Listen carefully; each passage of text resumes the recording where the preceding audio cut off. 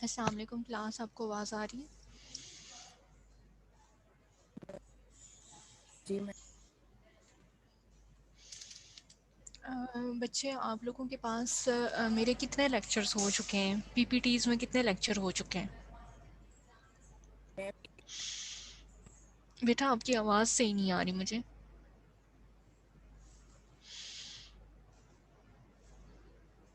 मैं ऑलमोस्ट 8 हो चुके हैं। 8 हो गए ना? टुडेज और लेक्चर नंबर 9, ठीक है। Yes ma'am. अब बेटा, आप लोगों ने ग्रुप में शेयर कर लिया हुआ लिंक? मैम रुके कर देती। बेटा कर दो जल्दी से। बाकी आप लोग जितने भी हैं इस वक्त पार्टिसिपेंट्स में, आप लोगों ने प्रीवियस लेक्चर्स को देखा है? किसी को कोई मसला तो नहीं है? नो मैम, पर मैंने पूछना था, पर प्रॉप की जो आपने वो वीडियो दिखाई थी प्रीवियस लेक्चर में, हम्म। तो उसमें ना जो पोजीशनिंग जो थी लॉन्गिट्यूडनल में, पहले उसका इंफीरियर व्यू आ रहा था, फिर बाद में सुपीरियर था ना, राइट और लेफ्ट में भी अगर देखे, और अगर हम वैसे भी करें ना तो हम्म। अल्ट्रासाउंड में, तो वो किस लिहाज से था? और जो एक प्लेसेंटा की भी कोई डिवीजन थी, तो वो बहुत बेटा मिक्स हो रहा था बेटा पिक्चर बेटा मैं में। आपको बता दूंगी। फिलहाल आप इसलिए उस वीडियो को देख के बिल्कुल कंफ्यूज मत होइएगा, ठीक है। वो सिर्फ ओके जो मैम। मैंने वीडियो आपको दिखाई थी, वो सिर्फ इस वजह से वीडियो दिखाई थी ताकि क्या हो कि जो है एक आपको प्रोब की जो डायरेक्शन हम रखते कैसे हैं, लॉन्गिट्यूडनल कैसे रखते हैं और ट्रांसवर्स कैसे रखते हैं, बस जस्ट वो बताने के लिए मैंने यस आपको वो मैम। वीडियो दिखाई थी, ठीक है। आपके ये जितने भी टॉपिक्स हैं, आपने प्लेसेंटा का पूछा, आपने राइट एंड लेफ्ट का पूछा, ये सारी चीज़ें जितनी भी हैं, यस मैम। हम जब आप लोगों के नेक्स्ट सेमेस्टर में आप लोगों का सब्जेक्ट है रीजनल अल्ट्रासाउंड, ठीक है। रीजनल अल्ट्रासाउंड में आपने ये सारी चीज़ें पढ़नी है, ठीक है, कि प्लेसेंटा ओके की मैम। क्या डिवीजन्स है, यूट्राइन abnormalities क्या हैं, नॉर्मल यूट्रस कैसे नज़र आता है, फ्लोपियन ट्यूब्स कैसे हैं, ऑब्स्टेटिक अल्ट्रासाउंड में फर्स्ट ट्राइमेस्टर में कैसी जो है प्रेगनेंसी नज़र आती है अल्ट्रासाउंड पे, सेकंड ट्राइमेस्टर में क्या हम देखते हैं, और थर्ड ट्राइमेस्टर में हम क्या देखते हैं, और प्लेसेंटा इंटीरियर है, पोस्टीरियर है, फंडल है, लेटरल है, या कैसे है, या प्लेसेंटा प्रीविया है। तो ये सारी चीज़ें जो हैं ये आपके नेक्स्ट सेमेस्टर में शामिल होंगी, ठीक है। वो जो वीडियो आपको ओके मैंने मैम। दिखाए उसका जस्ट ये एक एम था कि आप लोगों को प्रोब की डायरेक्शंस पता होनी चाहिए, ठीक है। वरना ठीक आज है भी मैम। मेरा लेक्चर है जो रीजनल अल्ट्रासाउंड वाले बच्चे हैं उनके साथ मेरा जो लेक्चर है वो फीमेल रिप्रोडक्टिव सिस्टम के अकॉर्डिंगली ही है। उसमें उनको सारी मैंने वही चीज़ें पढ़ानी है। आप थोड़ा सा जो है आप फ़िलहाल जो आप लोगों का सब्जेक्ट है, आप लोगों को ये समझ आ रही है ना कि जनरल अल्ट्रासाउंड में बेसिकली हमने पढ़ना क्या है। जैसे मैंने आप लोगों से पहले भी आपकी कोर्स आउटलाइन शेयर किया, उसमें जनरल फिज़िक्स क्या है, ट्रांसड्यूसर क्या है, मशीन क्या है, मोड्स कौन कौन से यूज़ होते हैं, उसके अलावा जो है आपकी प्रोब्स कौन कौन सी हैं, ऐसे ही है। हम जो यस मैम। अल्ट्रासाउंड हम अल्ट्रासाउंड हम कौन कौन सी फील्ड्स में यूज़ कर सकते हैं, रेडियोलॉजी में करते हैं, हमें इमेजेस कैसी नज़र आनी चाहिए या नज़र आती हैं, ऐसे ही है। हमने यही जनरल यस चीज़ें मैम। पढ़ी है ना। फिर उसके यस। बाद के अल्ट्रासाउंड की जो इमेजेस हैं बेसिकली वो हर मतलब कि हमें उसमें आर्टिफैक्ट्स कौन कौन से आ सकते हैं, उनमें उसमें ख़राबियाँ कौन कौन सी आ सकती हैं, ऐसे ही है। ये चीज़ें हमने पढ़ी यस हैं। मैम। बेसिक जो इस सब्जेक्ट का एम है, बेसिक सब्जेक्ट का एम ये है कि हमने जनरली देखना है कि अल्ट्रासाउंड यूज़ कहाँ हो रहा है, कैसे हो रहा है, कौन से मोड्स हैं, क्यों। अब इसका आपको जनरल अल्ट्रासाउंड 4 सेमेस्टर में पढ़ाने का क्या मकसद है, क्योंकि नेक्स्ट सेमेस्टर में आपने रीजनल अल्ट्रासाउंड पढ़ना है, ठीक है। रीजनल अल्ट्रासाउंड में आपने जो है आपको ये सारी चीज़ें आती होंगी, प्रोब्स आती होंगी, मशीन की सेटिंग आती होगी, ये आपको पता होगा कि अल्ट्रासाउंड मशीन का यूज़ कहाँ कहाँ पे है, तो ही आप रीजनल अल्ट्रासाउंड पढ़ सकेंगे ना। उसके बाद है एकोकार्डियोग्राफी। एकोकार्डियोग्राफी की भी अल्ट्रासाउंड ऑफ हार्ट है, जब तक आपको ये सारी बेसिक्स नहीं आती होंगी, क्या आप जो है वो कम्प्लेक्स चीज़ें पढ़ सकते हैं? नो। हाँ, एग्जैक्टली ऐसे ही फिर भी अगर आप लोग चाहते हैं तो मैंने आप लोगों को कहा भी था कि हम जो आपके प्रैक्टिकल उसमें हैं, आपके जो प्रैक्टिकल वाले टॉपिक्स हैं हम उनको पढ़ लेते हैं, ठीक है। लेकिन आई डोंट नो कि नेक्स्ट सेमेस्टर में जो है रीजनल अल्ट्रासाउंड आप मुझसे पढ़ेंगे या जो है किसी और से पढ़ेंगे। तो अगर आप चाहते हैं कि मैं आपको बेसिक्स पढ़ा दूं तो मोस्ट वेलकम, बट फिर आप लोगों की ये चीज़ें रह जाएंगी। अच्छा, अब अभी तक आप लोगों को ये पता चल गया। एक सेकंड में आप लोगों से जो है ना थोड़ा सा मैं लेक्चर ओपन कर लेती हूँ।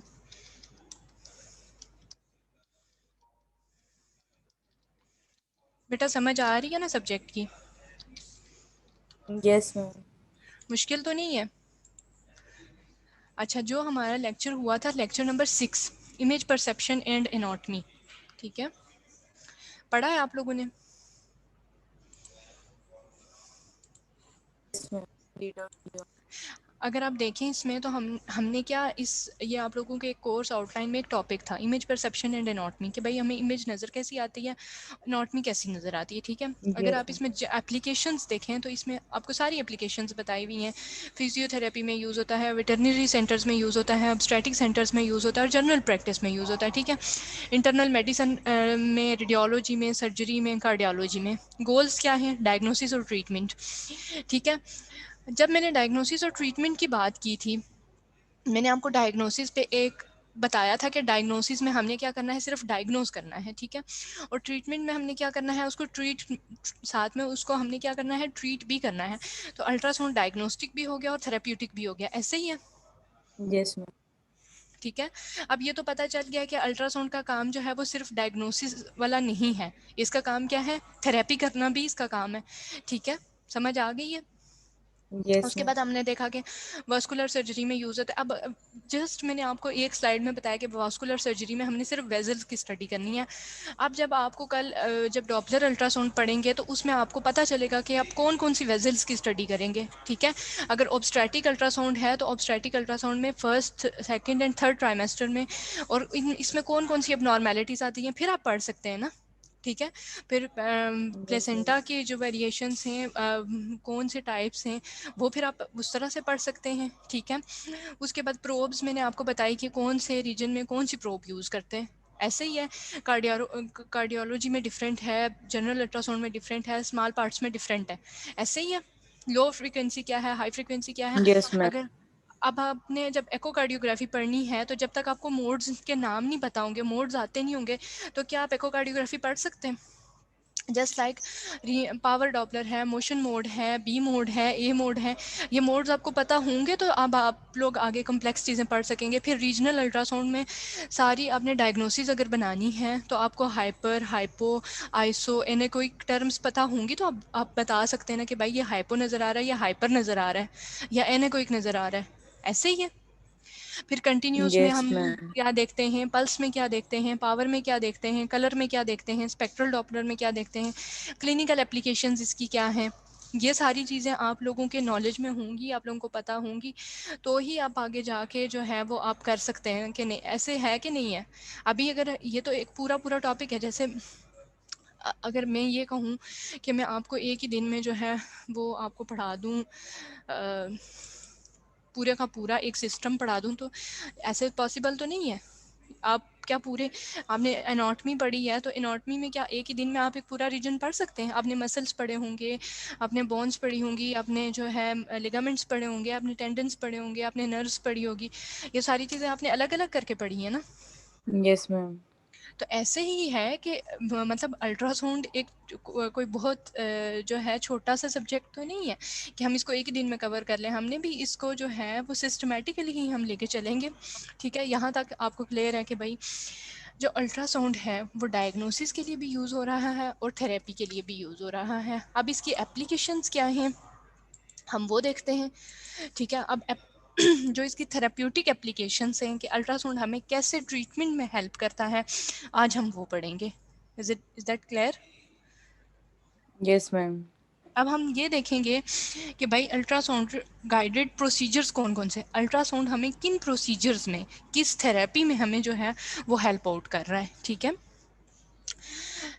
Now, there are three kind of procedures ultrasound guided: aspiration, drainage and biopsy. क्या इससे पहले आपने aspiration, drainage या biopsy का नाम सुना है? मैम ड्रेनेज और बायोप्सी का सुना है। aspiration का नहीं सुना, ठीक है। अब हो बेटा अब सुने, ठीक है। जो लोग प्रेजेंट नहीं है जल्दी से मैसेज सर्कुलेट करें कि आ जाएं वो लोग भी, ठीक है। अब एस्पिरेशन क्या है? एस्पिरेशन क्या है कि हमने क्या कर लेना है कि एक जगह पे फ्लूइड पड़ा हुआ है, हमें पता है कि यहाँ पे फ्लूइड है, हमने जस्ट लेट सपोज कि किसी बंदे को ये, आप सपोज करें कि टीबी का पता है ना आपको, पल्मोनरी टीबी का, या कोई भी इन्फेक्शन है, जहाँ पे भी आपको पता है कि जहाँ पे भी इन्फेक्शन होगा वहाँ पे क्या होगी, पस होगी और फ्लूइड होगा, ऐसे ही है। तो जहाँ पे अगर हम प्लूरल एफ्यूजन की बात करें, आप लोग सोच रहे होंगे what would be the pleural effusion, ऐसे ही है। प्लूरल एफ्यूजन का पता है? मैम लंग्स में फ्लूइड हो जाता है। एग्जैक्टली अब अगर आप ये सीरस टाइप देखें, फ्लूइड होते हैं। आई एम शेयरिंग, ठीक है।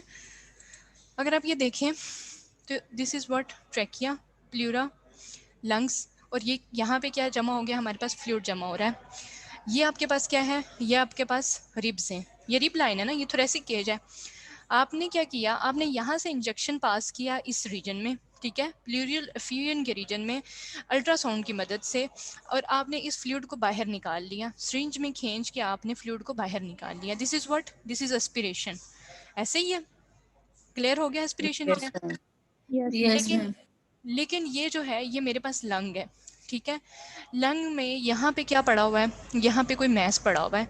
अब मैं उस मैस की हिस्टोलॉजिकल स्टडी कराना चाहती हूँ कि मैं देखना चाहती हूँ कि ये किस नेचर का जो है वो मैस है, ठीक है। तो उस नेचर, जिस नेचर का मैस होगा उस नेचर, मैंने ज़रा सा उसका टिश्यू लेना है, और टिश्यू लेके क्या करना है, मैंने फॉर्मलिन में डाल के लेबॉर्ट्री में भेज देना है। तो ये क्या होगा, ये बायोप्सी होगी। यहाँ पे अगर आप लोगों ने हॉस्पिटल में अक्सर आप लोग जाते होंगे, आप लोगों ने देखा होगा कि लोगों को बड़े बड़े बैग्स लगे होते हैं। ऐसा है कि मतलब किसी की सर्जरी हुई है या किसी का जो है कोई इन्फेक्शन चल यस रहा मैम। है, कोई बड़ी बड़ी बोतलें लगी होती हैं या बैग्स लगे होते हैं जिनको उन्होंने अपने साथ पकड़ा हुआ होता है, यस और मैम। उसमें उसमें फ्लूइड जमा हुआ होता है, ब्लड जमा हुआ होता है, पस जमा हुई होती है, वो क्या होता है, वो ड्रेनेज हो रहा होता है, ठीक है। अब आपको ये तीनों टर्म्स क्लियर हो गई हैं कि भाई एस्पिरेशन क्या है, ड्रेनेज क्या है, बायोप्सी क्या है। Yes yes ma'am. Ma'am. Yes ma'am. अब हम आगे चलें तो हम देखते हैं कि भाई एस्पिरेशन किस किस चीज़ की हो सकती है, किस किस चीज़ की एस्पिरेशन हो सकती है। हम सिर्फ एस्पिरेशन पढ़ रहे हैं। सिस्ट की एस्पिरेशन हो सकती है, पैरासिंथेसिस, एसाइटिस, थोरैकोसिंथेसिस, प्लूरल एफ्यूजन। अगर जो है थोरेसिक कैविटी में फ्लूइड है तो उसको क्या कहेंगे, थोरैकोसिंथेसिस। पैरासिंथेसिस क्या है, अगर अब्डोमिनल कैविटी में फ्लूइड है तो उसको क्या कहेंगे, पैरासिंथेसिस। और सिस्ट, सिस्ट कहीं पे भी हो सकती है, सिस्ट लीवर में भी हो सकती है, सिस्ट किडनी में भी हो सकती है, सिस्ट पेनक्रियाज में भी हो सकती है, स्प्लीन में भी हो सकती है, कहीं पे भी हो सकती है। तो सिस्ट के अंदर बेसिकली क्या होता है, फ्लूइड होता है, ऐसे ही है, सिंपल सिस्ट के अंदर फ्लूइड होता है। तो हमने जो है वो क्या करना है, हम उसको एस्पिरेट करके हम उसका पानी खींच के बाहर निकाल सकते हैं। यहाँ तक क्लियर है? मैम सिस्ट जो होती है सॉलिड मैस नहीं होता, मतलब बेटा स्टोन लाइक? नहीं, फ्लूइड होता नहीं मेरे बच्चे, फ्लूइड। यही अगर आपने आप लोगों ने पैथोलॉजी नहीं पढ़ी। है। No ma'am. No ma'am. Basically cyst की दो टाइप्स होती हैं, एक होती है सिंपल सिस्ट और एक होती है हमारे पास कम्प्लेक्स सिस्ट। सिंपल सिस्ट में हमारे पास क्या होता है कि सिर्फ फ्लूइड होता है, लेकिन जो कम्प्लेक्स सिस्ट होती है उसमें हमारे पास क्या होता है, उसमें मैसेज भी हो सकते हैं, उसमें जो है डिफरेंट वेरिएशंस होती हैं, ठीक है। और कम्प्लेक्स सिस्ट की हम एस्पिरेशन करते भी नहीं हैं, हम सिर्फ सिंपल सिस्ट की एस्पिरेशन करते हैं कि जस्ट लाइक आप एक हमारे पास किडनी है, ठीक है, किडनी में एक सिस्ट बन गई है और सिस्ट का जो है वो जो है वॉल्यूम बहुत ज़्यादा हो गया, तो वो किडनी के फंक्शंस को कम्प्रोमाइज़ करेगी या नहीं करेगी? करेगी। तो हम उसका ड्रेनेज करके तो किडनी का फंक्शन को जो है वो उसको रिज्यूम कर सकते हैं ना। Yes, ma'am. ठीक है, क्लियर है? Yes, ma'am. Cyst aspiration. Cysts are very common, usually be diagnosed accurately with ultrasound. Ultrasound के साथ डायग्नोज की जा सकते हैं. In most women they do not usually require any intervention और फॉलोअप. सिस्ट यूट्रस में भी हो सकती है, सिस्ट ओवरी में भी हो सकती है, सिस्ट स्प्लीन में भी हो सकती है, सिस्ट एडिनेक्सा में भी हो सकती है, सिस्ट कहीं पे भी प्रेजेंट हो सकती है. हम एस्पिरेशन सिर्फ उसी वक्त करते हैं जब वो क्या कर रही हो, जब वो सराउंडिंग एरिया का फंक्शन कॉम्प्रोमाइज कर रही हो. यहाँ तक क्लियर है? Yes, ma'am. Yes, ma'am. Cyst aspirations are done when causing significant tenderness. The diagnosis of a cyst remains in question following the ultrasound. ठीक है, वही बात जो मैंने आपको पहले कही कि जब वो सराउंडिंग एरिया का फंक्शन कॉम्प्रोमाइज करेगी तो वहाँ पे दर्द होगा या नहीं होगा, वहाँ पे पेन होगा, वहाँ Yes, पे Yes, ma'am. ma'am. अबनॉर्मेलिटीज होंगी. तो जब वो प्रॉब्लम कर रही होगी तो हमने क्या कर देना है, सिस्ट को एस्पिरेट कर देना है. क्लियर है? Yes, Yes. ma'am. टेक्निक क्या होनी चाहिए? The patient lie on her back और slightly turn to one side with the arm placed comfortably under the head. हमने क्या करना है कि मरीज को ये कहना है कि तुम बिल्कुल सीधे लेट जाओ या एक साइड पे हो जाओ. ठीक है, अकॉर्डिंगली मतलब अगर हमें है कि लीवर की हमने सिस्ट को एस्पिरेट करना है तो हम उसको लेफ्ट साइड पे लटाएंगे ना ताकि लीवर ऊपर आ जाए. ऐसे ही है, Yes, ma'am. Yes, ma'am. Comfortably हमने अपने अकॉर्डिंगली हमने उसकी पोजीशन सेट कर देनी है. The skin is clean numbed with topical anesthesia using ultrasound guidance. A small needle is advanced into the cyst and suction is applied to draw the fluid out, causing the lump to collapse. अब इस बात का क्या मतलब है? सबसे पहले अपनी स्किन को साफ करना है, नम विद टॉपिकल एनेस्थीजिया.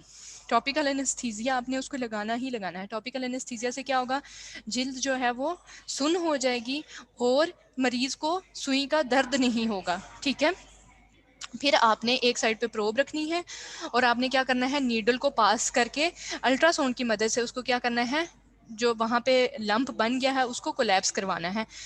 ये देखें, ये मेरे पास प्रोब है. ठीक है, अगर ये प्रोब है तो ये आपने, दिस इज स्किन, यहाँ पे आपने इंसिजन देना है, यहाँ पे लियन है. तो अल्ट्रासाउंड मुझे जो हेल्प कर रहा होगा तो ही मैं इसको ड्रेन कर सकती हूँ ना. मुझे एक चीज़ अंदर दिखा रही, अगर आप ये देखें, ये है सिस्ट हमारे पास. ठीक है बेटा, समझ आ रही है? Yes, ma'am. Yes, ma'am. Yes, ma'am. The lump arrow in this patient right breast was thought to be a cyst. ये ब्रेस्ट में बेसिकली पेशेंट को हमें ये लगा कि ये सिस्ट है, but some features are not characteristics and aspiration was necessary. अब क्या हुआ, ये सिस्ट है, ये आपको बिल्कुल काले रंग की नज़र आ रही है. सिंपल सिस्ट में और कम्प्लेक्स सिस्ट में फ़र्क ही यही होता है कि सिंपल आपको जेट ब्लैक कलर की नज़र आती है, लेकिन कम्प्लेक्स जो होती है, कम्प्लेक्स में आपको एकोज भी नज़र आ रही होंगी, उसकी बॉर्डर्स भी स्मूथ नहीं होंगी. तो हमने ये सोचा कि ये सिस्ट है, पेशेंट को दर्द हो रहा है, तो हम इसको एस्पिरेट कर देते हैं. ठीक है, अब हम एस्पिरेशन कैसे करेंगे, ये देखें. ये आपको मेरे बच्चों इस इमेज में कोई नीडल नज़र आ रही है, कोई वाइट लाइन की नीडल नज़र आ रही है? No, ma'am. इसमें नहीं आ रही. लेकिन जब आप ये इमेज देखें तो इसमें आप ये देख रहे हैं कि हमने जो है ये प्रोब स्किन के ऊपर रखी हुई है, प्रोब स्किन के ऊपर है. हमने जो है वो नीडल को पास किया और हमने अल्ट्रासाउंड की मदद से देखा कि नीडल का जो मुंह है वो सिस्ट के अंदर चला गया है. जब सिस्ट के अंदर चला जाएगा तो आपने क्या करना है, सिंपली उसको सक्शन करके सारा फ्लूइड जो है वो सिरिंज में निकाल लेंगे. जब सिरिंज में निकाल लेंगे तो ये कोलैप्स हो जाएगा ये एरिया. जब ये एरिया कोलैप्स हो जाएगा तो इसका मतलब क्या है कि सिस्ट बाकी नहीं रही. ऐसे ही है, using ultrasound guidance a fine needle white line is placed that its tip double arrow is in centre of the lump. Centre of lump है single arrow. Aspiration is applied by using a syringe attached to the needle. If this is a cyst, fluid is drawn into the syringe as the lesion collapse. जब हमने needle को यहाँ पे डाल के इसको aspirate किया तो लियन क्या हो जाएगा, कोलैप्स हो जाएगा ना मेरे बच्चों. Yes, ma'am. Yes, समझ आ ma'am. गई? समझ आ गई? अब Yes, आगे Yes. चलूं? ma'am. कोई Yes, मुश्किल तो ma'am. नहीं है? कोई मुश्किल No, तो नहीं ma'am. है? No, ma'am. ठीक है, अब अगर मेरे बच्चों ये देखो, यहाँ पे आपको लियन नजर आ रहा था, लेकिन क्या यहाँ पे लियन नजर आ रहा है? No, No, ma'am. ma'am. अब कोलैप्स हो देखा, गया. कोलैप्स हो गया तो नीडल नीडल तो नजर आ रही है ना. जब कोलैप्स Yes, होगा Yes, ma'am. तो आपने क्या करना है, नीडल को बाहर निकाल लेना है. कोई मुश्किल तो नहीं है इसमें? no, No, ma'am. ma'am. After the aspiration, the needle white line and its tip double arrow are seen, but lump is gone. हमें नीडल तो नजर आ रही है लेकिन लंप वापस चला गया है. ठीक है, लंप खत्म हो गया, लंप कोलैप्स हो गया। Ultrasound guided paracentesis. अब पैरासिंथेसिस मैंने क्या कहा था कि किसको कहेंगे पैरासिंथेसिस? एब्डोमेन की जब हम करेंगे। एब्डोमेन की Exactly. जब उसको करेंगे Exactly. Study. It is very helpful to get an ultrasound scan of the ascites before the procedure. ठीक है, प्रोसीजर से पहले हमने अल्ट्रासाउंड करना है। The radiologist will mark the spot for paracentesis. Radiologist क्या करेगा कि मार्कर से पेशेंट के पेट पे मार्क लाइन लगा देगा कि भाई इस एरिया में जो है वो फ्लूइड है। ठीक है, two things are important. What is the distance from the skin to the fluid? Usually 1 centimetre. कि क्या होना चाहिए डिस्टेंस जो स्किन से फ्लूइड तक होना चाहिए वो 1 सेंटीमीटर होना चाहिए। What is the distance to the mid point of the collection? Usually 3 centimetre. अगर आप ये देखें तो हमने क्या किया, हमने नीडल को सेंटर में रखा, ऐसे ही है। तो स्किन से फ्लूइड का डिफरेंस जो है, ये हमारे पास अगर स्किन है तो ये हमारे पास जो फ्लूइड है यहाँ से इसका डिफरेंस क्या कितना होना चाहिए? 1 सेंटीमीटर होना चाहिए। लेकिन अगर हम सेंटर से करेंगे तो ये हमारे पास क्या है, मोस्टली 3 सेंटीमीटर हमारे पास डिस्टेंस होता है। ठीक है, समझ आ गई है? स्किन से फ्लूइड का yes ma'am. Distance. Yes ma'am. 1 centimetre. अब अगर मेरे बच्चों देखो, ultrasound marking and direction of angio catheter needle. जो नीडल हम यूज़ करते हैं पैरासिंथेसिस के लिए, थेराप्यूटिक प्रोसीजर के लिए, उसको कहते हैं एंजियो कैथीटर नीडल। ये हमारे पास अम्बलाइकस रीजन है। यहाँ पे जो है वो क्या हुआ कि अल्ट्रासाउंड मार्किंग, ये इस किस्म का जो है वो रेडियोलॉजिस्ट निशान लगा देते हैं कि भाई यहाँ पे जो है वो फ्लूइड है। तो क्या हुआ, अगर आप ये देखें तो ये बेसिकली है, here we clearly see free fluid in Morison's pouch that exceeds superiorly around the liver. ये आपको लीवर नज़र आ रहा है। ठीक है, जब मैंने पहले आपको लीवर की इमेजेस दिखाए थे, क्या आपको उसमें इसके अराउंड जो है वो कोई फ्लूइड नज़र आया था? No ma'am. No ma'am. ये हमारे पास किडनी है, किडनी और लीवर के दरमियान भी कोई फ्लूइड नहीं था? No ma'am. नहीं था ना? तो क्या यस हुआ, मैम। नहीं था। तो अब यहाँ पे ये सारी की सारी क्या है, एसाइटीज़ हैं। तो रेडियोलॉजिस्ट क्या करेगा कि रेडियोलॉजिस्ट जहाँ पे एसाइटीज़ होगी वहाँ पे क्रॉस का निशान लगा देगा। और समटाइम्स रेडियोलॉजिस्ट खुद एस्पिरेशन कर देते हैं, खुद फ्लूइड निकाल लेते हैं। और समटाइम्स क्या करते हैं कि वापस सर्जरी डिपार्टमेंट में भेज देते हैं कि आप लोग खुद निकाल लें। तो सर्जन्स क्या करते हैं बेसिकली कि खुद एस्पिरेट कर लेते हैं। इसमें आपको एक आर्टिफैक्ट नज़र आ रहा है। आप लोगों को, आप लोग मुझे बताएं कि कौन सा आर्टिफैक्ट नज़र आ रहा है और कहाँ पे नज़र आ रहा है? मैम ये ऊपर वाली साइड पे जो नजर आ रहा है। This is basically right haemothorax with normal mirror artefact. ये नहीं, ये आपको क्या ये लीवर है? लीवर तो सारे का सारा ये है, ये डायफ्राम है। और ये आपको रीजन नज़र आ रहा है या नहीं आ रहा? यस मैम आ रहा है। हाँ, इसमें आपको नीडल टिप नज़र आ रही है। ये बेसिकली ये इमेज इसके साथ थी, इस इमेज के साथ ये वाली इमेज थी जहाँ पे उस बंदे ने मार्कर का निशान लगाया था। See the needle entering the peritoneal cavity obliquely from just beneath the indicator marker. ये हमारे पास इंडिकेटर मार्कर है। तो क्या हुआ, इंडिकेटर मार्कर के नीचे से हमने नीडल को गुजारा, हमें ये सारे का सारा फ्लूइड नज़र आ रहा है और इस फ्लूइड को एस्पिरेट कर देंगे अल्ट्रासाउंड की मदद से। जब भी आपको नीडल टिप किसी भी इमेज में नज़र आ रही हो तो आपको पता होना चाहिए कि स्किन के ऊपर क्या है, अल्ट्रासाउंड गाइडेंस प्रोब पड़ी हुई है। ठीक है, yes ma'am. thoracentesis pleural effusion is an abnormal collection of fluid in the pleural space. Removal of this fluid by needle aspiration is called thoracentesis. Ultrasound guided technique. Patient should be sitting or in lateral decubitus position with pleural effusion side up.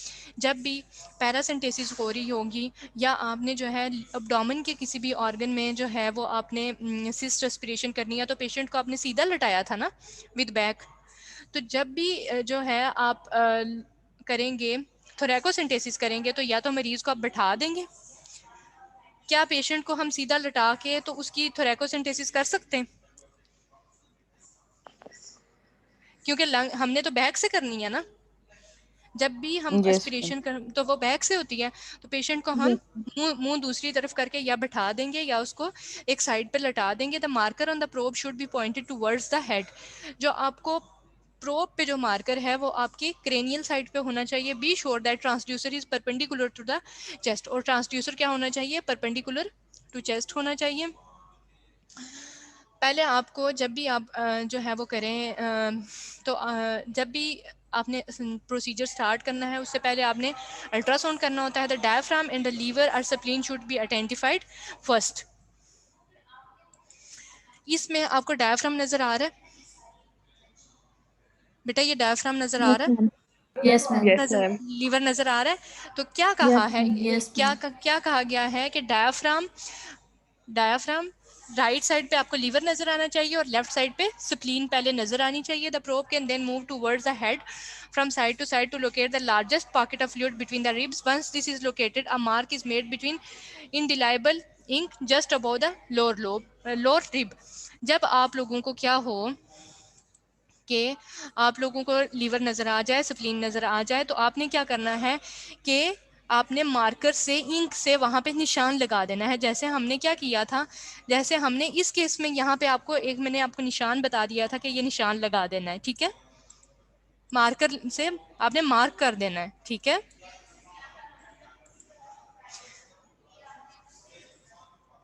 Plural एफिनियन मैं आपको पहले भी दिखा चुकी हूँ।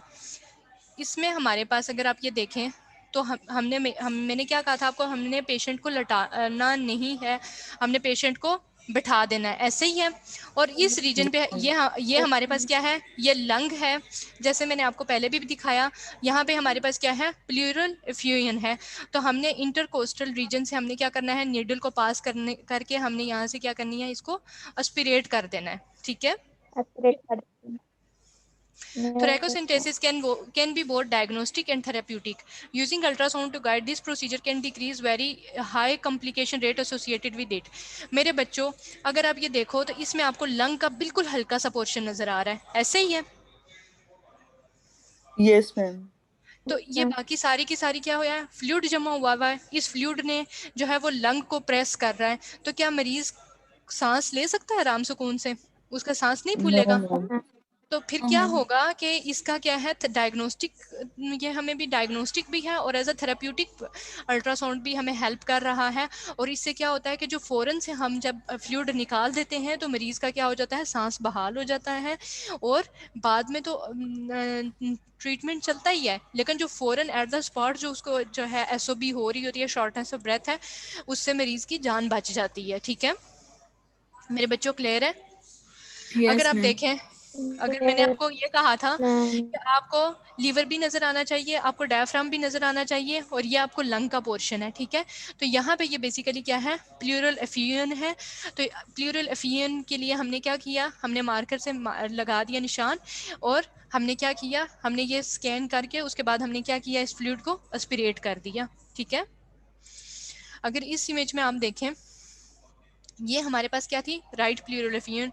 Right side पे मैंने आपको कहा था आपको लीवर नजर आना चाहिए, लेकिन लेफ्ट साइड पे आपको स्प्लीन नजर आनी चाहिए। तो मेरे बच्चों ये स्प्लीन है बेसिकली। अब ये हमारे पास डायफ्राम है। डायफ्राम तो दोनों साइड पे होता है ना, ये लंग का पोर्शन है और ये हमारे पास क्या है, जो black colour, jet black colour की है, वो क्या है, प्लूरल एफियन है। क्लियर है मेरे बच्चों? Yes, ma'am. कोई मुश्किल तो नहीं है? No, ma'am. आसानी से समझ आ रहा है ना? अब क्या Yes, है, ma'am. अब मेरे बच्चों, जब जब हमारे पास फ्लूइड था, जब मेरे पास फ्लूइड था, जब मेरे पास वाटर था, जब मेरे पास ब्लड था, तो मैंने उसको वो फ़ौरन से, वो थिन था। तो थिन का क्या मतलब है कि वो इतना ज़्यादा, बहुत ज़्यादा विस्कस नहीं था, ठीक है? बहुत ज़्यादा जो है, देखो, मैं पानी को आराम से जो है वो सिरिंज में भर सकती हूँ, लेकिन क्या मैं पस को आराम से सिरिंज में भर सकती हूँ? नहीं भर No, सकती। ma'am. तो फ्लूइड की हम हमेशा एस्पिरेशन करते हैं, लेकिन जो हमारे पास विस्कस एब्सेस है, हमने उसको क्या करना है, उसको ड्रेनेज करना है। Drainage. वो आराम आराम से आएगी ना। Yes, ma'am. जस्ट लाइक कि जब आपको फ्लू होता है, जब आपका वाटरी नोज होता है, तो आपको आराम से सारा, मतलब आपको कंट्रोल ही नहीं हो रहा होता। आसान लफ्जों में समझा रही हूँ ताकि आप लोग समझ जाएं। वाटरी नोज क्या आप लोगों से कंट्रोल हो रहा होता है? नहीं हो रहा होता ना, निकल नो। रहा है। लेकिन उसके बजाय Yes. जब आपको इन्फेक्शन हो जाता है, जब आपका जो है वो प्रोलॉन्ग्ड हो जाता है, तो फिर क्या है, फिर जब तक आप स्टीम नहीं लेते, आप उसको कंफर्ट नहीं करते, वो आराम से वो जो है आप नहीं निकल, वो आराम से निकलता है ना फिर। तो इसी तरह क्या है, हमारे पास जो वाटरी चीज़ है हमने उसकी क्या करनी है, एस्पिरेशन करनी है। लेकिन जो हमारे पास पस टाइप चीज़ है, जो विस्कस चीज़ है, वो क्या होगा, वो आराम आराम से आएगी, तो वो उसका क्या होगा, ड्रेनेज होगा। जैसे मैंने आप लोगों से कहा भी था कि जब आप हॉस्पिटल में किसी को पेशेंट के जो है सर्जिकल इंसिजन के साथ एक डब्बा देखते हैं, जब एक बैग लगा हुआ देखते हैं, तो वो क्या हो रहा होता है, वो ड्रेनेज बैग होता है। Procedure allow collections which would otherwise require an open surgery to be drained via skin incision only a few mm. अब आप अगर ये इमेज देखें, जस्ट लेट्स कंसीडर करें कि ये आपके पास लंग है और ये हमारे पास क्या है, एब्सेस पड़ी हुई है। अगर हम एब्सेस ओपन सर्जरी के थ्रू करेंगे तो मरीज को कितना बड़ा इंसिजन लगाना पड़ेगा, बड़ा लगाना पड़ेगा, छोटा लगाना पड़ेगा, सर्जरी करेंगे तो बड़ा। बड़ा। बड़ा लगाना। लेकिन अगर हम जो है, हम इसको छोटा इंसिजन दे के यहाँ पे एक पाइप लगा देते हैं, ड्रेनेज पाइप लगा देते हैं और साथ डब्बा लगा देते हैं, तो मरीज का क्या ज़्यादा नुकसान होगा या थोड़ा नुकसान होगा? थोड़ा। थोड़ा होगा ना। तो थोड़ा। हम क्या कर सकते हैं कि हम मरीज को जो है एक लंबी चौड़ी सर्जरी से बचा सकते हैं, ठीक है। Minimally Yes, ma'am. Invasive technique, थोड़ी सी मरीज को तकलीफ होगी, लेकिन वो एक बड़ी सर्जरी से बच जाएगा। Little procedure related morbidity and equal acceptability to unfit patients, कि क्या है, छोटा सा प्रोसीजर है, लेकिन क्या है कि ये इक्वली एक्सेप्टेबल है जितनी सर्जरी एक्सेप्टेबल है, ठीक है। अब हम कोई बूढ़ा मरीज है 70 साल का, 80 साल का, तो वो क्या ओपन सर्जरी को एक्सेप्ट बर्दाश्त कर सकता है? नहीं कर सकता ना। No. तो उसके लिए हम क्या कर देते हैं, मिनिमल छोटा सा इंसिजन लगा के उसके लिए एक सर्जरी के इक्वल हम उसका क्या कर देते हैं, प्रोसीजर कर देते हैं। तो ये क्या है, इसका डायग्नोस्टिक भी है और थेरेप्यूटिक भी है। अब हम करेंगे कब कब, ठीक है। इन abnormal fluid collection which is accessible, जहाँ पे कोई abnormal fluid collection है लेकिन आराम से accessible है। ये नहीं कि आपने जो है लंबा चौड़ा इंसिजन देना है और मरीज को तकलीफ नहीं देनी, ठीक है। Complicated diverticular abscess, Crohn's disease related abscess, appendicular abscess, इनमें से आपको कितनी जो है पैथोलॉजी आप लोगों ने पढ़ी है? No madam. कब पढ़ेंगे आप लोग, कौन से सेमेस्टर में? मैम अभी पढ़ This रहे हैं वो। semester. कितने मैम नेक्स्ट लेक्चर्स में पढ़, हमने नहीं पढ़ी। कितने बच्चे पढ़ रहे हैं? मैम हम पढ़ रहे हैं। Yes ma'am.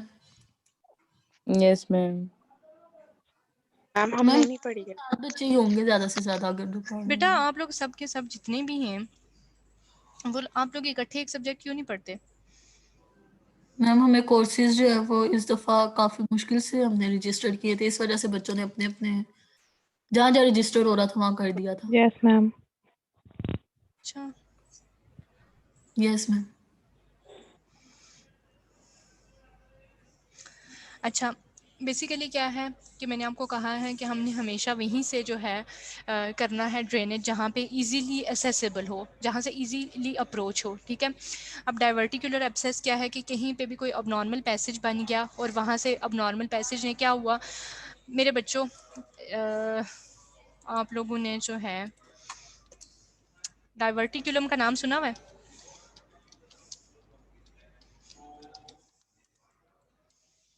बच्चों डाइवर्टिकुलम का नाम सुना हुआ है? No, ma'am. मैम ठीक है, मैं बता देती हूँ। मुझे ये बताएं, ये तो पता है ये इंटेस्टाइन है, ये तो पता है ना कि ये लार्ज इंटेस्टाइन का पार्ट है। Yes ma'am. Yes, ma'am. अब आप ये देखें, ये नॉर्मल है, लेकिन इसके साथ ये छोटे छोटे पाउचेस बन गए। ये छोटे छोटे पाउचेस जो बन गए, इनको हम क्या कहेंगे, डाइवर्टिकुला कहेंगे।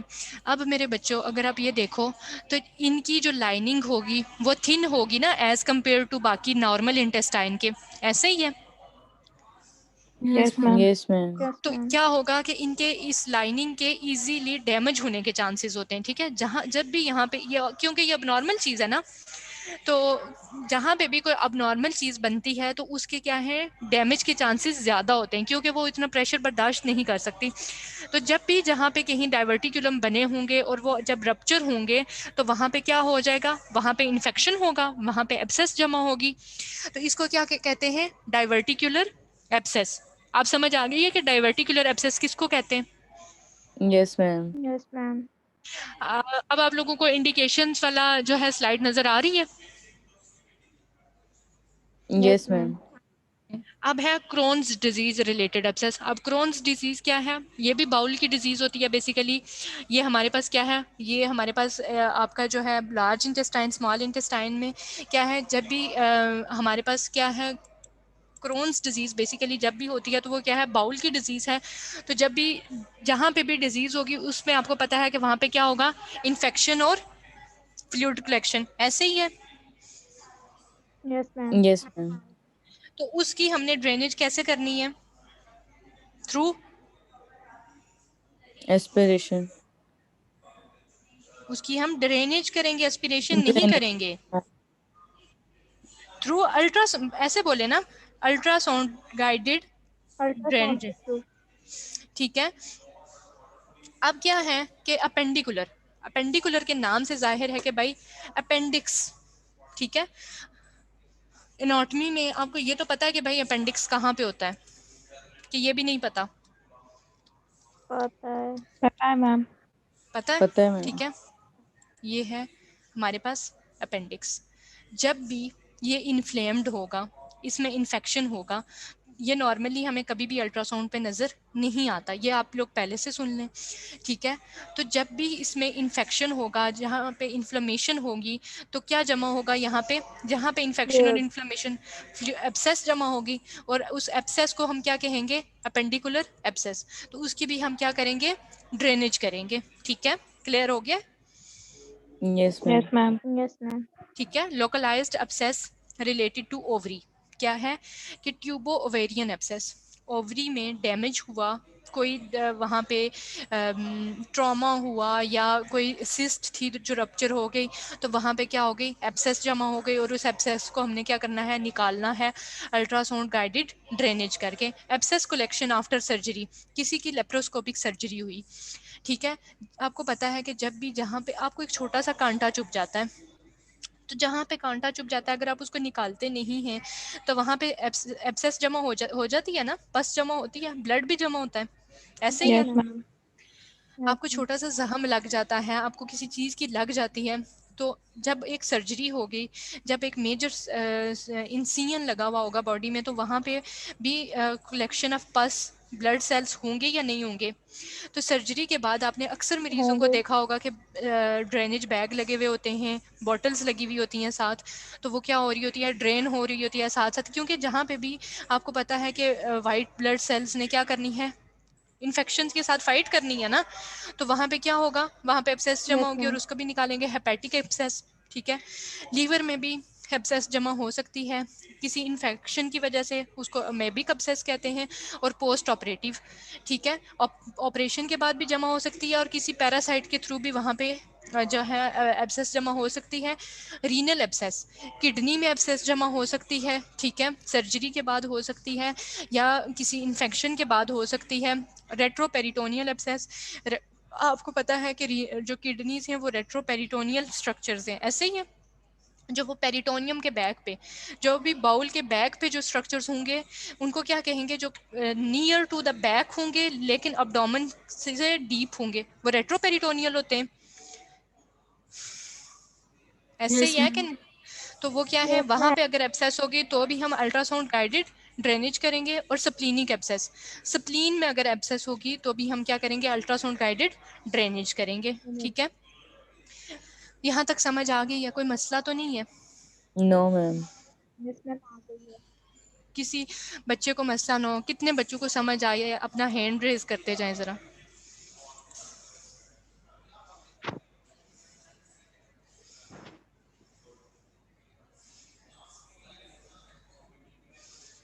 जिनको समझ नहीं आई उनको क्या नहीं आई, आप मुझसे पूछें ताकि जो है मैं आपको दोबारा से समझा दूं, ठीक है।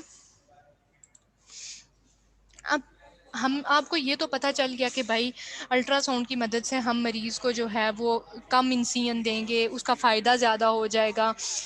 लेकिन अब क्या हम हर मरीज़ के साथ ये चीज़ें नहीं कर सकते, ठीक है?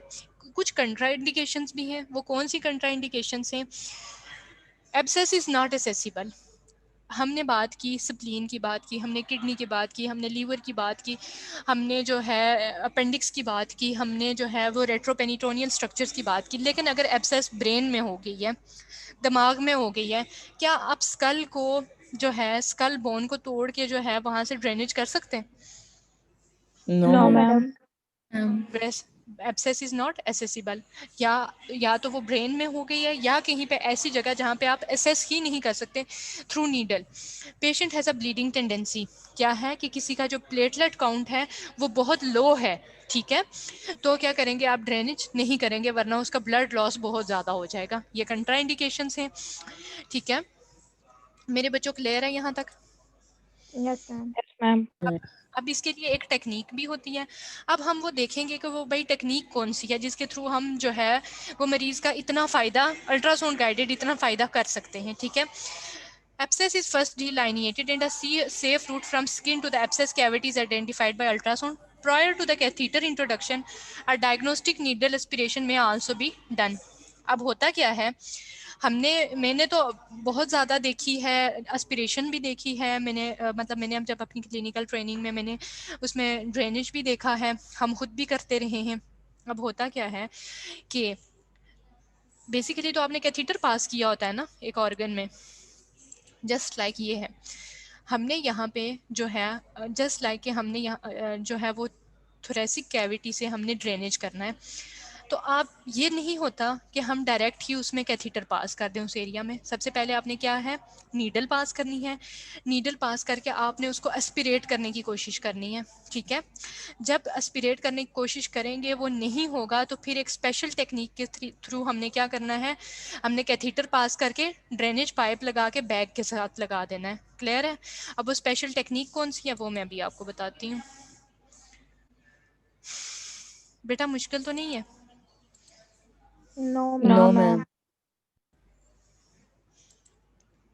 बेटा ये आप लोग अगर अभी से पढ़ लेंगे ना तो आपको अगले सेमेस्टर में बड़ा इजी हो जाएगा, क्योंकि मैं अभी 6 सेमेस्टर के बच्चों को पढ़ा रही हूँ और जो है उनको जो 6 सेमेस्टर में मैंने चीज़ पढ़ाई है वो मैं अभी से आपको जो है वो करवा देती हूँ।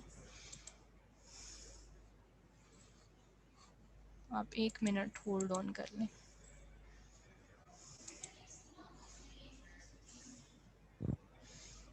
I just need a clear image, ठीक है।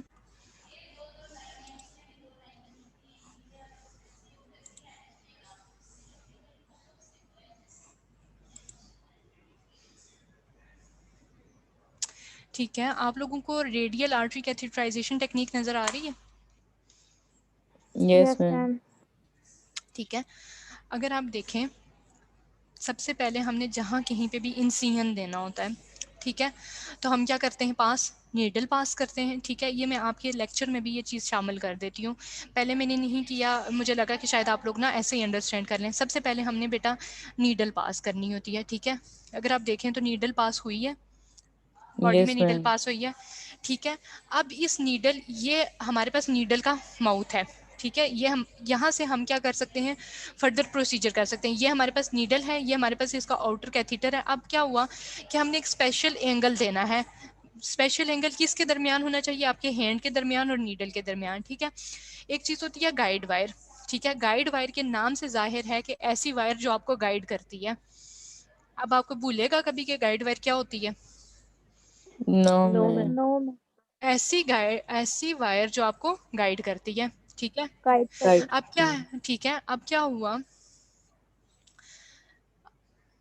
इस इमेज में आपको नीडल नज़र आ रही है, इस इमेज में आपके नीडल के साथ गाइड वायर नज़र आ रही है, ठीक है। अब क्या हुआ कि हमने क्या किया, हमारे पास जो नंबर बी पोर्शन था उसमें हमने ये किया कि हमने इसको नीडल को निकाल दिया। क्या इसमें अब आपको नीडल नज़र आ रही है? No ma'am. No ma'am. नहीं नज़र आ रही ना। हमने क्या करना है, हमने नंबर 3 पोर्शन में नीडल को बाहर निकाल देना है। जब हमने गाइड वायर को डाल दिया तो हम नीडल को निकाल देंगे, इस नीडल को हमने क्या करना है, निकाल देना है। फिर क्या होगा कि आपके पास ये क्या आ गया, आपके पास ये गाइड वायर आ गई, ऐसे ही है क्योंकि गाइड वायर तो इनसाइड थी ना। इस गाइड वायर पे हमने क्या करना है, इस गाइड वायर पे हमने कैथीटर को कैथीटर इसके ऊपर क्या करवा देंगे, चढ़ा देंगे। तो उस कैथीटर को हमने क्या करना है, अल्ट्रासाउंड गाइडेड मदद से जहाँ पे आपको रिक्वायर्ड है, लेट्स सपोज कि मुझे रिक्वायर्ड है कि मैं यहाँ पे जो है वो कैथीटर रखूँ, तो मैं उसको यहाँ पे इस जगह पे अपने एरिया ऑफ इंटरेस्ट पे ले आऊँगी और उसको अटैच कर दूँगी एक बैग से। समझ आ गई है कि हमने क्या करना है कि अल्ट्रासाउंड की मदद से कैसे हमने नीडल, पहले नीडल पास करनी है, नीडल पास करने के बाद हमने कैथीटर, गाइड वायर, और गाइड वायर के बाद कैथीटर, और फिर हम गाइड वायर भी निकाल देते हैं, सिर्फ कैथीटर रहने देते हैं। बेटा क्लियर हो गया? Yes ma'am. Yes ma'am, yes ma'am. Yes ma'am. मैं आप लोगों के, जब मैं आप लोगों को लेक्चर फॉरवर्ड करूंगी उससे पहले जो है मैं आप लोगों को यहाँ पे इसमें इमेजेस भी ऐड कर दूंगी ताकि आप लोगों को मुश्किल ना हो। The catheter is introduced into the abscess cavity either directly using a trocar catheter, directly भी कर सकते हैं, used for chest intubation or by modified Seldinger technique using a guide wire।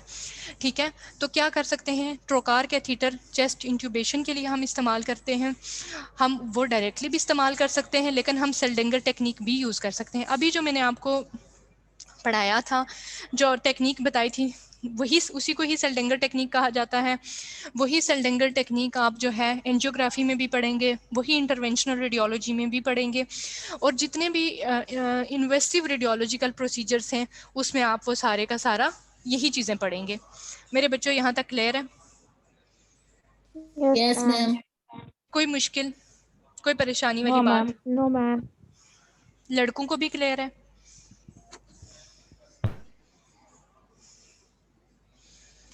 लड़कों की आवाज़ नहीं आ रही मुझे, बच्चों की। सो रहे? अब्दुल बसीर, जिशान अली, अब्दुल मनान, अकबर अब्बास, सो रहे हैं आप लोग? फैसल सईद, तो आवाज़ क्यों नहीं आ रही आप लोगों की? मोहम्मद अहमद, मोहम्मद मुबीन, यस बेटा आप मैम। लोग समझ आ रही है आप लोगों को? यस मैम आ रही है। एक लड़के की आवाज़ आई है, बाकी सब तो मेरे ख्याल से सो रहे हैं।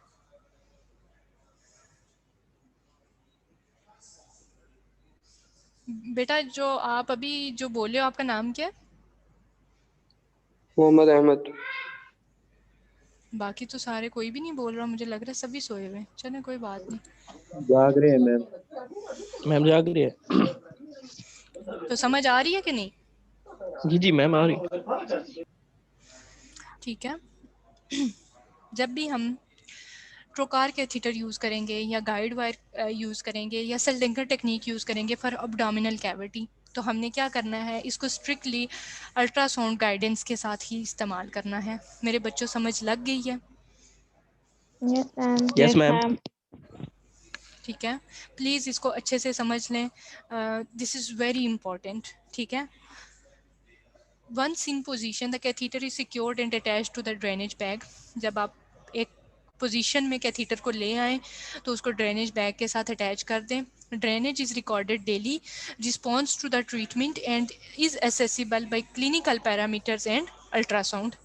अब मेरे बच्चों, जब आप क्लिनिकल ट्रेनिंग में जाओगे तो जितने भी वार्ड के मरीज़ होते हैं उनको हमने प्रायोरिटी बेसिस पे देखना होता है। ठीक है, जब आप किसी बड़े सेटअप में काम कर रहे होते हैं तो आपने उसको डेली बेसिस पे देखना है। आपको पता है वार्ड में मरीज़ महीना महीना भी रहते हैं। ठीक है, तो क्या होता है कि जब एक पेशेंट है जो वार्ड में एडमिट है, तो डेली बेसिस पे हमने क्या करना होता है कि जाके उसका नंबर 1 डे भी हमने देखना होता है कि जो है वो ड्रेन हो रही है एब्सेस या नहीं हो रही, नंबर 2 डे पे, नंबर 3 डे पे, और उसको थेरेपी जो दे रहे हैं वो रिस्पॉन्ड कर रहा है थेरेपी से या नहीं कर रहा। तो मेरे बच्चों अब आपको समझ आई है कि वाई ड्रेनेज इज़ इम्पॉर्टेंट और अंडर अल्ट्रासाउंड गाइडेंस कि हमने क्या करना होता है कि हमने सिर्फ ये नहीं करना होता कि कैथीटर लगा दिया, ड्रेनेज बैग लगा दिया और बस छोड़ दिया। हम उसकी गाइडेंस करेंगे प्रॉपर, उसको उसकी फॉलोअप रखेंगे, और जब वो ख़त्म हो जाएगी तो फिर उसको थ्रू सेफ पैसेज हम निकाल देंगे। और हम ये भी देखेंगे कि कैथीटर जो है वो इन पोजीशन है या नहीं है, कहीं वो मरीज़ का कोई ऑर्गन डैमेज ना कर दे। मेरे बेटे यहाँ तक क्लियर है? Yes ma'am ma'am. यस जैसे मैम। Yes ma'am. आपने ठीक है। मैम जैसे आपने कहा था कि ड्रेनेज में जो पेशेंट होता है ना वो मतलब बैठा होता है, और अगर मतलब उसको जो ड्रेनेज बैग है वो हर रोजाना चेंज करते हैं या फिर वो बैठा ही नहीं रहता है? नहीं मतलब नहीं, मैंने कहा था हम एस्पिरेशन में, हम जब थोरैकोसेंटेसिस करते हैं हम सिर्फ तब मरीज को बैठाते हैं, वरना ये तो नहीं पॉसिबल हो सकता कि एक मरीज जो वार्ड का पेशेंट है, जो क्रिटिकल पेशेंट है, वो 24 घंटे बैठा तो नहीं रह सकता। I am just talking about the aspiration. जब हम सिरिंज से सक्शन करके फ्लूइड निकाल देते हैं तो उस कंडीशन में हम मरीज को बैठा के करते हैं, वरना तो मरीज आपको पता है कि कहीं पे किसी के रिब केज में लगा हुआ होता है बैग, कहीं पेरिटोनियल कैविटी में लगा होता है, कहीं पेल्विक कैविटी में जो है वो ड्रेनेज बैग लगा होता है, तो हम मरीज को क्यों बैठाएंगे? हम तो सिर्फ just in case of pleural effusion, just in case of aspiration हम मरीज को बैठाते हैं 2 मिनट के लिए, और एस्पिरेट करके हम मरीज को वापस भेज देते हैं। Okay ma'am. हाँ जी, दिस इज, इस इमेज में आपको नीडल कहीं पे लग रही है, नजर आ रही है needle? Yes ma'am. This is, ये हमारे पास नीडल है, ये हमारे पास क्या है? एब्सेस है, ठीक है, सॉरी, ये हमारे पास क्या है? एब्सेस है। हमने नीडल इसलिए पास की, नीडल पास करके हम क्या देख सकें कि भाई ये इन पोजीशन है या नहीं है। तो ये इन पोजीशन नहीं है, ठीक है, नीडल ऊपर को चली गई और एब्सेस यस नीचे को रह गई। मैम। लेकिन जब हम अल्ट्रासाउंड गाइडेड जो है वो नीडल पास करते हैं तो नीडल ने इस पोजीशन पे आना था, और फिर हमने क्या करना था, इसको ड्रेनेज कैथीटर लगाना था, ठीक है। Yes ma'am. कोई मुश्किल, कोई परेशानी इसमें? No ma'am. No ma'am. ठीक है। नेक्स्ट जो हमारे पास पोर्शन है उसमें मैक्सिमम जो है वो इमेजेस हैं, लेकिन आप मुझे बता दें कि यहाँ तक काफ़ी है आज के लिए या हम आगे चलें? मैम काफी है। काफी है। काफी है। कितने बच्चों को समझ आ गई है? हैंड्स रेज करें ज़रा।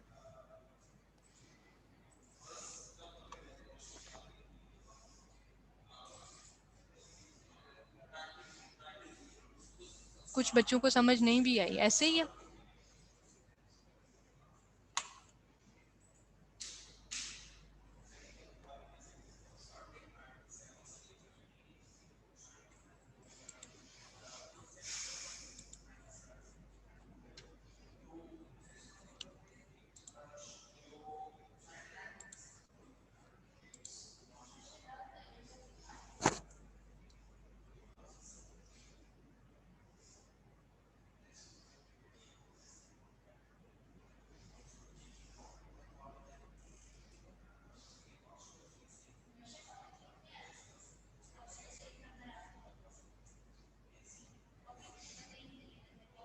अच्छा बच्चा, कोई मुश्किल तो नहीं थी लेक्चर में? नो मैम, इजी था लेक्चर आज का। ठीक है, मैं आप लोगों के लिए सेल्डिंगर टेक्निक भी इस लेक्चर में ऐड कर देती हूँ, इसके स्टेप्स ऐड कर देती हूँ, ठीक है, ताकि आप लोगों को पढ़ने में कोई मसला ना हो, ठीक है। This is very important technique. इन जितने भी अल्ट्रासाउंड गाइडेड प्रोसीजर्स हैं उन सब में जो है वो एक ही टेक्निक यूज़ होती है, और उसका नाम है सेल्डिंगर टेक्निक, ठीक है। मैं ऐड कर देती हूँ, मैं आप लोगों को लेक्चर भी फॉरवर्ड कर देती हूँ, ठीक है, और इसको प्लीज़ जो है वो देख लीजिएगा। बेटा अब तक आपको कोई मसला हुआ हो इस सब्जेक्ट में? No ma'am. No ma'am. मुश्किल नहीं है, आसान है ना। मैंने आप लोगों को बहुत ज़्यादा फिज़िक्स वाली साइड नहीं लेके गई, ठीक है।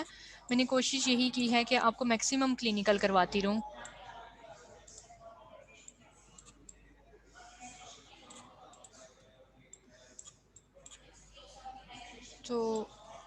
नेक्स्ट हम इसमें जो कि आपको पता है कि आपका कोर्स बहुत शॉर्ट किस्म का बनाया हुआ था।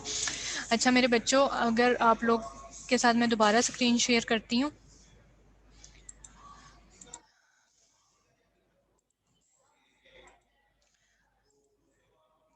अगर आप देखें दोनों इमेजेस आप लोगों को क्लियर नज़र आ रही हैं सेल्डिंगर टेक्निक वाली? Yes yes ma'am. Ma'am. Yes ma'am. अगर बेसिकली ये एक अगर हम किसी भी एरिया में जब पास करते हैं, अगर नंबर आप इमेज देखें जहाँ पे आपको कर्सर मूव होता नज़र आ रहा है, सबसे पहले हमने नीडल पास की। ऐसे ही मैंने आप लोगों को समझाया था कि हमने first we will pass the needle, ठीक है, ऐसे ही है। Yes ma'am. Yes ma'am. Yes हमने मैम। नीडल, ये हमारे पास नीडल का वो पैसेज है जहाँ से हमने गाइड वायर को डालना है, ठीक है।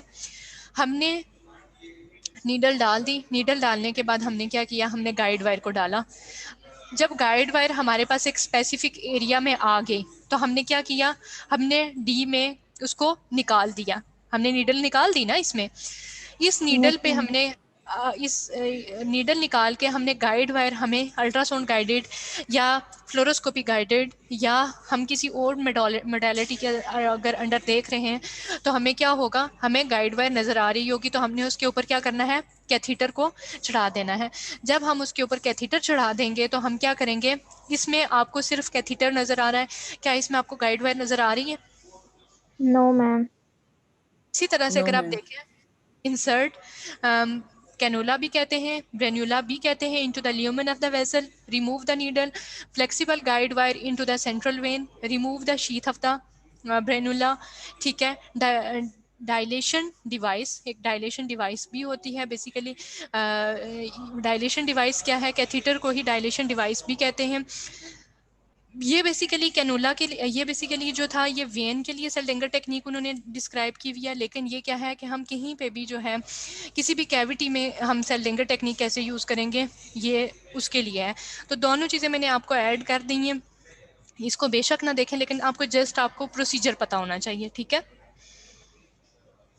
Okay okay ma'am. मैम। इसी टाइम मैं आपको ये भी कह सकती हूँ कि आप जो है वो मुझे ड्रॉ करके जो है वो बता दें कि क्या कैसे होता है, कौन से स्टेप्स होते हैं, ठीक है। तो ये आपको बेसिकली आपको याद होना चाहिए। Okay ma'am. मैम जब गाइड वायर हम निकाल लेंगे तो फिर हम्म। बाद में हमें पता पता कैसे चलेगा कि कैथेटर जो है वो अपनी ठीक जगह पे है या नहीं? मैंने क्या समझाया था थोड़ी देर पहले कि गाइड वायर हम निकालेंगे ही तब जब हमारा एरिया ऑफ इंटरेस्ट हमें नज़र आ जाएगा जहाँ पे हमने कैथीटर डालना है।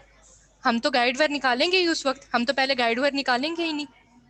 गाइड वायर का मतलब ही क्या है कि वो हमें गाइड कर रही है। Okay ma'am. और अल्ट्रासाउंड गाइडेंस में या फ्लोरोस्कोपिक गाइडेंस में मुझे गाइड वायर भी जो मुझे है वो गाइड वायर भी नज़र आती है और कैथीटर भी नज़र आता है। हमने बेसिकली एरिया ऑफ इंटरेस्ट पे लेके जाना है ना, ठीक है। नेक्स्ट जो होगा, ultrasound guided fine needle aspiration and biopsy technique, ठीक है। बड़ा आसान सा लेक्चर है, मैंने बनाया था कि हम आज ही इसको कर लेंगे, लेकिन चलें कोई बात नहीं, नेक्स्ट हम इसमें देख लेंगे कि हमने क्या है, कौन कौन से एरिया में बायोप्सी की जाती है और कैसे होती है, हम वो देख लेंगे, ठीक है। कोई मुश्किल तो नहीं लगी बेटा? No ma'am. No ma'am. No. ठीक है, आप लोगों का जो है, आप लोगों को मैंने असाइनमेंट भी देनी थी, तो कितने 47 स्टूडेंट्स हैं ना मेरे पास।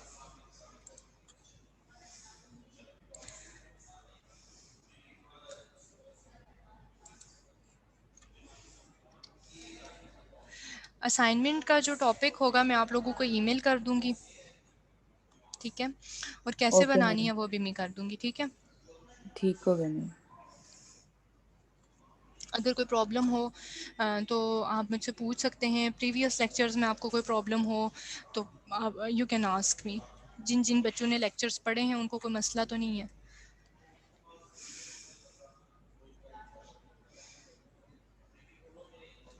मैम एक स्लाइड में मसला है प्रीवियस लेक्चर की। प्रीवियस लेक्चर हमारा कौन सा था, आर्टिफैक्ट्स थे ना? जी मैम, आर्टिफैक्ट वाला। ठीक है, मैं जो है वो खोल लेती हूँ, आप मुझसे पूछ लें कौन सी स्लाइड में मसला है। मैम एक मिनट, मैं स्लाइड नंबर देख लूँ। जी बेटा खोल लें।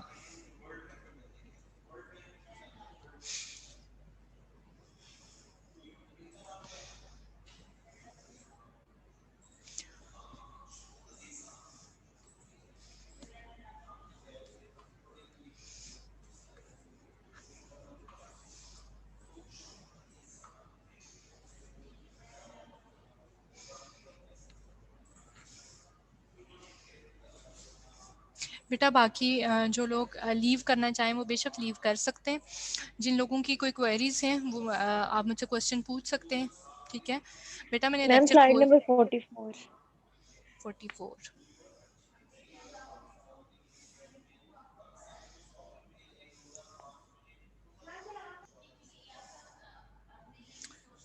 जी मेरा बच्चा, इसमें आपको क्या समझ में नहीं आया?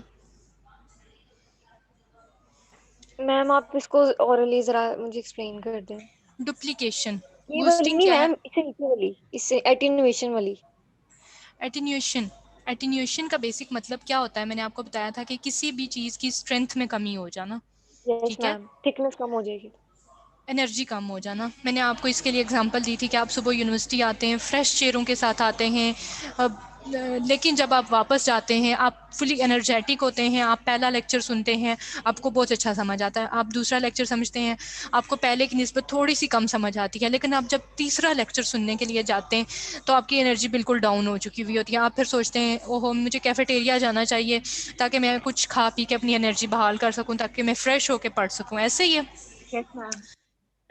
तो एटीन्यूएशन का क्या मतलब है? बेसिकली कि आप एक चीज़ के साथ स्ट्राइक कर रहे हैं, आप लेक्चर के साथ स्ट्राइक कर रहे हैं, वो आपकी एनर्जी ले रहा है और एटीन्यूएशन हो रही है। ठीक है, लेकिन इसी तरह साउंड बीम के साथ भी यही होता है कि साउंड बीम बहुत एनर्जेटिकली जाती है, लेकिन जब वो किसी चीज़ के साथ टकरा जाती है तो क्या हो जाता है? उसकी इंटेंसिटी, उसकी एनर्जी कम हो जाती है। ठीक है, ये क्या है? फ्रीक्वेंसी पे डिपेंड करती है।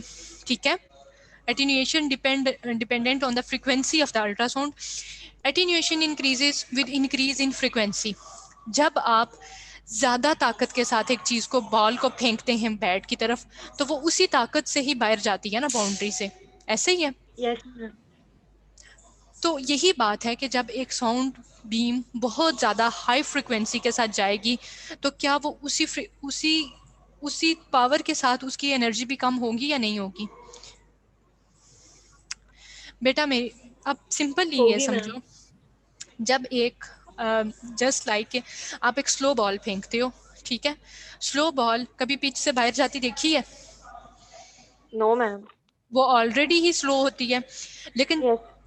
वो उसके पास इतनी एनर्जी होती ही नहीं कि वो आप एक कम एनर्जी के साथ, कम फ्रीक्वेंसी के साथ फेंकते हो, कम वेलोसिटी के साथ फेंकते हो, तो वो क्या होती है? वो पिच के अंदर ही रहती है। लेकिन जब आप एक हाई फ्रीक्वेंसी, जितनी attenuation is dependent upon frequency, जितनी फ्रीक्वेंसी जो है वो कम होगी इतनी एटीन्यूएशन कम होगी। ठीक है, एटीन्यूएशन कम क्या क्या मतलब था कि बॉल पिच के अंदर ही रही, वो बाहर ही नहीं गई। लेकिन जितनी आपने उसको ज़्यादा स्पीड दी, जितनी ज़्यादा फ्रीक्वेंसी दी, इतना ही ज़्यादा वो उतनी ही एनर्जी से बाहर चली गई। और बाहर जाके भी तो उसने गिरा है, वो गिरना ही था ना उसने किसी जगह पे। फ्रीक्वेंसी जितनी कम होगी उतनी एटीन्यूएशन कम होगी, जितनी फ्रीक्वेंसी ज़्यादा होगी उतनी एटीन्यूएशन ज़्यादा होगी। अब मेरे बच्चों, इन सॉफ्ट टिश्यूज़, सॉफ्ट टिश्यू का क्या मतलब है? लीवर हो गया, ठीक है, स्प्लीन हो गई, किडनीज हो गई, इंटेस्टाइन्स हो गई, यूट्रस हो गया, फ्लोपियन ट्यूब्स हो गई, ओवरीज हो गई, ये सारे के सारे क्या हैं? सॉफ्ट टिश्यूज हैं। The relationship between attenuation and frequency is linear. In bone and water attenuation increases as the square of the frequency. ठीक है, जितने भी सॉफ्ट टिश्यूज हैं हमारे पास, उसमें एक क्या होता है? लीनियर रिलेशनशिप होता है एटीन्यूएशन और फ्रीक्वेंसी के दरमियान। लेकिन क्या मैंने किसी दिन आपने मुझे ये बात बोलते सुनी कि जो है अल्ट्रासाउंड पे बोन नज़र आ रही है? No ma'am. No bone ma'am. तो नहीं आती। बोन नहीं नज़र आती ना। बोन के लिए मैंने क्या कहा मैम था कि कौन सी मोडालिटी आप यूज़ करते हैं? एक्सरेज। एक्सरेज होते हैं। एग्जैक्टली तो जहाँ पे भी, जब मैंने आपको सॉफ्ट टिश्यूज़ के लिए आप अल्ट्रासाउंड करते हैं तो फ्रीक्वेंसी और एटीन्यूएशन में लीनियर रिलेशनशिप है। लेकिन जब बात आ गई बोन की, तो यहाँ पे क्या है, नॉन लीनियर रिलेशनशिप था। जितनी ज़्यादा एटीन्यूएशन, जितनी ज़्यादा जो है फ्रिक्वेंसी इंक्रीज होती जा रही थी, एटीन्यूएशन भी इंक्रीज होती जा रही थी। और इतनी जब एटीन्यूएशन एनर्जी ही नहीं जा रही, एक चीज़ एनर्जी ही नहीं, जो वो सारी की सारी एनर्जी ले रही है, तो क्या वो चीज़ हमें दिखाई देगी? क्या हमें बॉन्ड दिखाई देती है? नहीं देती ना। क्यों? नो क्यों? मैम। क्या हम फ्रिक्वेंसी ज़्यादा से ज़्यादा इंक्रीज कर रहे हैं, फ्रिक्वेंसी इंक्रीज कर रहे हैं, तो वो क्या कर रही है, बॉन्ड क्या कर रही है, सारी की सारी फ्रिक्वेंसी को अब्जॉर्ब करती जा रही है, अब्जॉर्ब करती जा रही है, लेकिन वो हमें देखने ही नहीं दे रही कि भाई बोन किधर है। इन क्लिनिकल इमेजिंग कौन सी है? Diagnostic imaging, therapeutic imaging.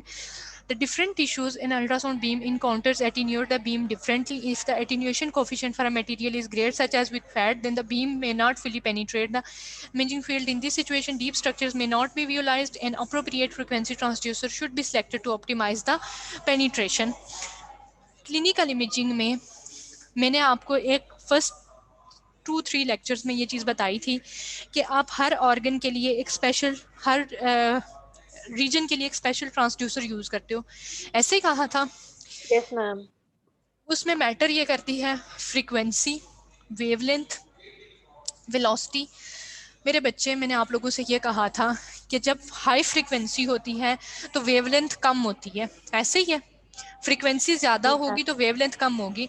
तो हाई फ्रीक्वेंसी हम यूज़ करते हैं थायराइड के लिए, ब्रेस्ट के लिए, हम यूज़ करते हैं सुपरफिशियल ऑर्गन्स के लिए।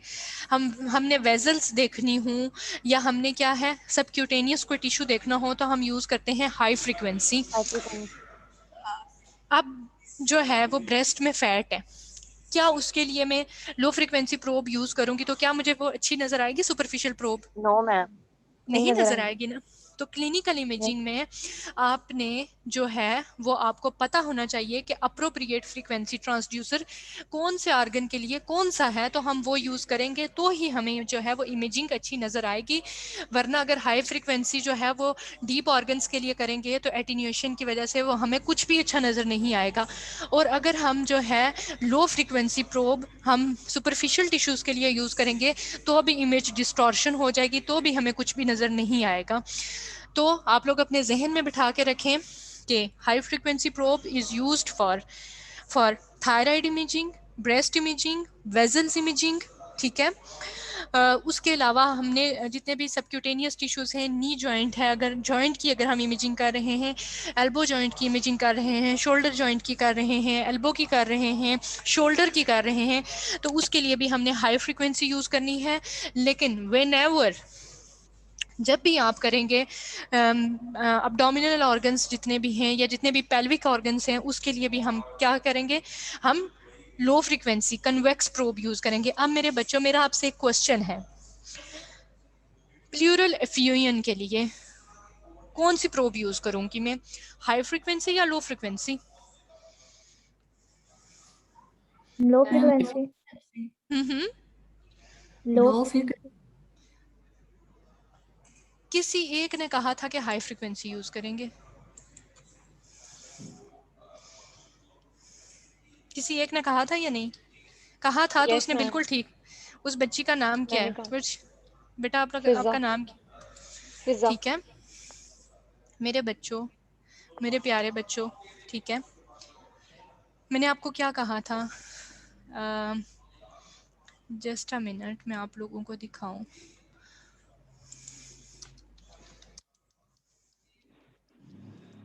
जिस बच्ची ने भी कहा था उसने बिल्कुल ठीक कहा था, प्लूरल एफ्यूजन, ठीक है।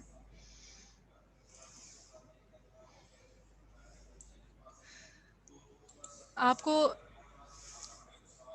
जो है वो क्रोम पे इमेजेस नजर आ रही हैं? Yes ma'am. Yes ma'am. अगर आप देखें तो मेरे पास ये प्लूरल एफ्यूजन के लिए एक, ये बेसिकली क्या है, सुपाइन पोजीशन है। सुपाइन पोजीशन में भी जो मुझे प्लूरल एफ्यूजन है वो बिल्कुल साइड पे टॉप पे नजर आ रही है, ऐसे ही है। तो क्या ये सुपरफिशियल है या डीप है? सुपरफिशियल। है। तो सुपरफिशियल के लिए मैं क्या यूज करूंगी? I will always use high frequency. High frequency, high frequency, ठीक है। तो आप लोगों को पता होना चाहिए कि कौन से रीजन्स में मुझे हाई फ्रिक्वेंसी है और कौन से के लिए लो फ्रिक्वेंसी है। मैंने आप लोगों से जब भी आप लोगों का वाइवा होगा या जब भी आप लोगों का एग्ज़ाम होगा, मैंने आपसे ये चीज़ पूछनी है मेरे बच्चों, ताकि जब आप रीजनल अल्ट्रासाउंड पढ़ें, चाहे वो मैं पढ़ाऊँ या चाहे वो कोई और भी टीचर पढ़ाए, तो आपको ये कन्फ्यूजन ना हो कि मैं ब्रेस्ट के लिए हाई फ्रिक्वेंसी यूज़ करूँगी या लो फ्रिक्वेंसी करूँगी, मैं लीवर के लिए हाई फ्रिक्वेंसी करूँगी या लो फ्रिक्वेंसी करूँगी, मैं अब्डोमिनल ऑर्गन्स के लिए कौन सी फ्रिक्वेंसी यूज़ करूँगी। तो मेरे बच्चों ये आप लोगों को क्लियर होना चाहिए, आपको पता होना चाहिए, ठीक है। मैंने आप लोगों से ये चीज़ें पूछनी है, ठीक है। Okay ma'am. कोई मसला इस सब्जेक्ट में, कोई परेशानी वाली बात? No ma'am. ठीक है। इन नेक्स्ट हमारा जो लेक्चर होगा उसमें हम इसी लेक्चर का फर्दर देखेंगे कि हमें क्या करना चाहिए। पिछले मैम जब लेक्चर्स आप असाइनमेंट मेल करेंगी ना तो वो आप उसके साथ ना रिक्वायरमेंट्स भी बता दीजिएगा। जी मेरा बच्चा, मैं बता दूंगी। Okay ma'am.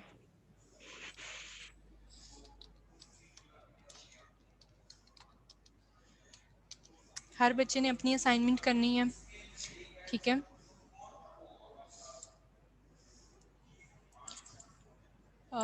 मैं प्लेजरिज्म चेक करूंगी असाइनमेंट्स में। मैम हैंड रिटन नहीं होगी? वर्ड पे आप दे दें।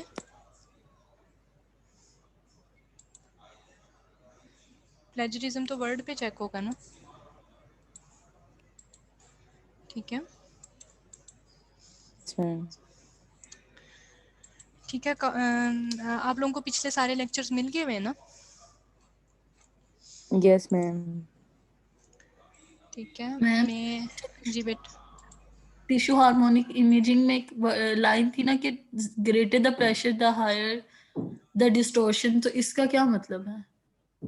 जितना ज़्यादा प्रेशर होगा उतनी ज़्यादा डिस्टॉर्शन होगी, जितनी ज़्यादा फ्रिक्वेंसी होगी उतनी ज़्यादा एटीन्यूएशन होगी। तो फिर हम टिश्यू हार्मोनिक इमेजिंग को जो है वो यूज क्यों कर रहे हैं? ज्यादा डिस्टॉर्शन जो हो रही है टिश्यू हार्मोनिक इमेजिंग में और कन्वेंशनल में मैंने आपको दोनों जो है इमेजेस का कंपैरिजन बताया था कि हमें कौन सी जो है वो अच्छी इमेजिंग बताता है, कन्वेंशनल टिश्यू। बताता है।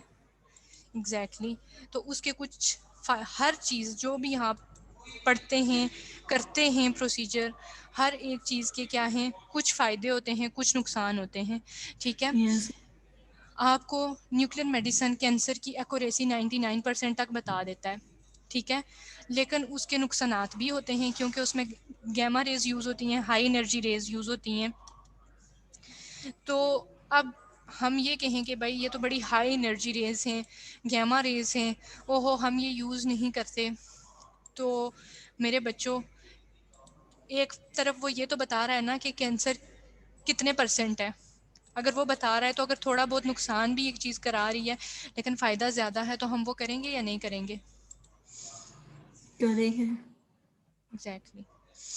ठीक है क्लास, आप लोग लीव कर सकते हैं, ठीक है। अगर फिर भी किसी और बच्चे का कोई सवाल हो तो मुझसे पूछ सकते हैं आप, otherwise you can leave the class. Ma'am ये प्लेजरिज्म तो हम लोग इंग्लिश सब्जेक्ट्स में करते थे। मैम वो कह मैम रही प्लेजरिज्म हम प्लेजरिज्म तो लोग इस सब्जेक्ट इंग्लिश। में प्लेजरिज्म चेक होगा। क्या नहीं हो सकता? मैम हम लोगों ने सिर्फ इंग्लिश में वो मैम चेक करती थी, और तो किसी सब्जेक्ट मैंने कभी सुना। नहीं नहीं, हर सब्जेक्ट में होता है बेटा। मैम आप हैंड रिटन ले लें हमसे। अच्छा, आपसे जी हैंड मैम रिटन ले? हैंड रिटन ले लें। जी यस मैम। मैम। बहुत अच्छा आइडिया है आप लोगों का, लेकिन वही मुझे तो वर्ड में चाहिए या मुझे आप लेकिन खैर मैं आप लोगों को मैम ईमेल हम कर आपको दूँ। पीडीएफ में भेज देंगे ना कैंप स्कैनर से। बेटा मैं आप लोगों को ईमेल कर दूँगी, फिर नेक्स्ट लेक्चर में हम वी विल डिस्कस, ठीक है। ओके क्लास, अल्लाह हाफिज़। ओके, अल्लाह ओके हाफिज। अल्लाह हाफिज मैम। मैम